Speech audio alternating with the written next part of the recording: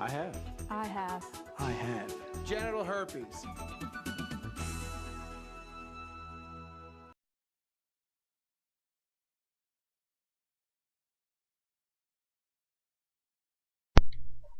Genital herpes is an infection that causes blisters or vesicles on the genitals and in the reproductive tract. It's caused by the herpes simplex virus, which belongs to a family containing more than 70 herpes viruses. Some of the more common viruses in this family include cytomegalovirus, which can cause mental retardation and fetal demise with maternal infections, varicella-zoster virus, which can cause chickenpox and shingles, and Epstein-Barr virus, which can cause lymphoma. HSV occurs in two forms, HSV type 1 and HSV type 2. Generally, HSV type 1 occurs above the waist, and HSV type 2 occurs below the waist. HSV type 1 most frequently manifests as a cold sore. Most cases of genital herpes are caused by HSV type 2. HSV type 2 can also spread above the waist, and HSV type 1 can spread below the waist through oral genital sexual contact. HSV type 2 is also transmittable through direct skin-to-skin contact, although the risk of transmission is greatest when lesions are present. HSV can be spread when lesions are not apparent. HSV type 2 is also transmittable from mother to child. These are two examples of type 1. These are two examples of type 2.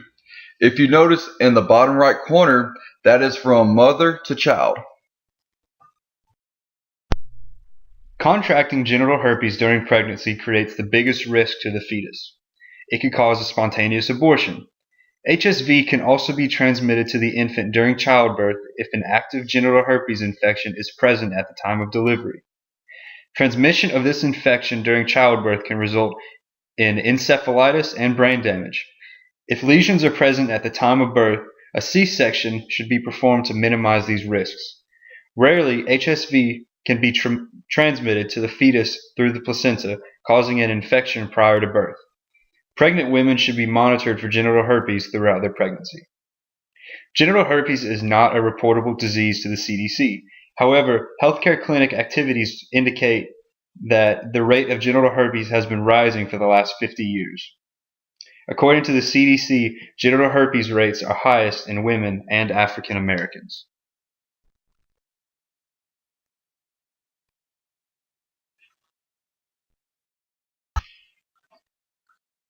The virus causes an initial infection at the entry site, but then travels along the dermatome to the nerve root, where it remains protected and dormant until the next outbreak, which is also called a reoccurrence, which will also occur at the same site. In either case, the lesions appear and progress similarly. Recurrent episodes begin with a tingling or burning sensation at the site just before the lesions appear, called a prodrome. The lesions first appear as vesicles surrounded by erythema. These vesicles rupture, leaving behind a painful ulcerative lesion with watery exudate. Ultimately, a crust forms over the ulcer and it heals spontaneously in 3 to 4 weeks. Because genital herpes creates a break in the body's first line of defense, the individual is at risk for contracting other STIs. And really what this picture shows is how genital herpes gets in your body and how it goes into the nervous system and that ends up affecting you on the outside physically, on the skin, and how it can also be contracted by other people that you touch. Genital herpes progresses through 4 stages. Primary herpes genitalis is the first stage. This stage begins at the actual time of infection and antibody development. The time from exposure to this primary infection can range from 2 to 20 days. The first occurrence of this infection can be either very painful or completely asymptomatic. When present, clinical manifestations associated with this stage include a painful lesion, malaise, low-grade fever, and groin lymph node enlargement. Stage 2, latent herpes genitalis, begins once the antibodies are formed. Antibodies do not protect against reinfection, but they do tend to make the recurrent episodes less severe. During this phase, the virus travels up the nerve root and becomes dormant. The individual is asymptomatic while the virus is dormant.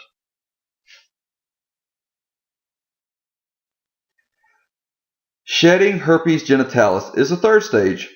During this stage, the virus is reactivated but produces no symptoms. It is being excreted from the body, however, and can be transmitted to another person through sexual contact. This stage occurs infrequently in fewer than 1% of cases. Recurrent herpes genitalis is characterized by the reactivation of the virus and clinical manifestations. During this stage, the virus travels back down the nerve root to the skin and causes a blister at the same site as with the first stage. The number of reoccurrences varies from none to many in a lifetime. Factors that can trigger a reoccurrence include stress, menstruation, and illness.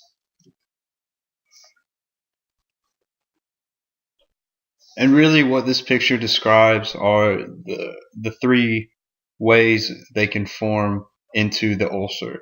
And you can see in the middle how it's the crust, and then it turns into the vesicles, which are just smaller. It looks like smaller ulcers, kind of more compacted together.